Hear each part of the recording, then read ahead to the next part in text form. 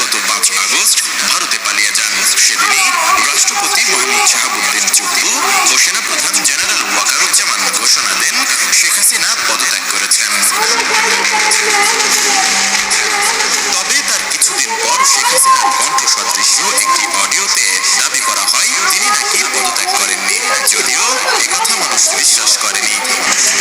এদিকে শেখ হাসিনা এখনো বাংলাদেশের প্রধানমন্ত্রী বলে ট্রাম্পের একটি দাবি সম্বলিত বক্তব্য সামাজিক যোগাযোগ মাধ্যমে ভাইরাল হয়। তবে ট্রাম্প এমন মন্তব্য করেনি বলে জানিয়েছে বার্তা সংস্থা এএফপি। বার্তা সংস্থাটি 20 নভেম্বর এক প্রতিবেদনে একথা জানিয়েছে।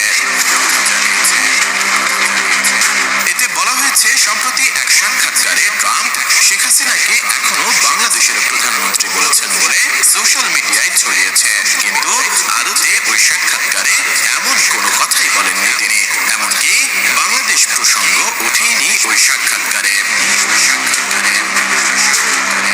এএফপির প্রতিবেদনে আরো বলা হয়, গণবিপ্লবের মধ্য দিয়ে বাংলাদেশের সাবেক স্বৈরশাসক শেখ হাসিনার সরকারকে উৎখাতের কয়েক মাস পর সোশ্যাল মিডিয়ায় একাধিক পোস্টে মিথ্যা দাবি করা হয়েছে।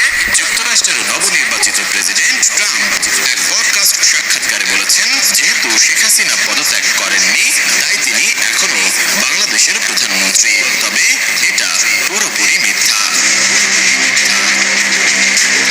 মূলত শেখ হাসিনার পদত্যাগপত্র দেখেননি বলে সম্প্রতি স্থানীয় একটি সংবাদ মাধ্যমকে বাংলাদেশের রাষ্ট্রপতি উল্লেখ করার পর শেখ হাসিনার পদত্যাগ অবৈধ হওয়ার ইস্যুটি সামনে আসে।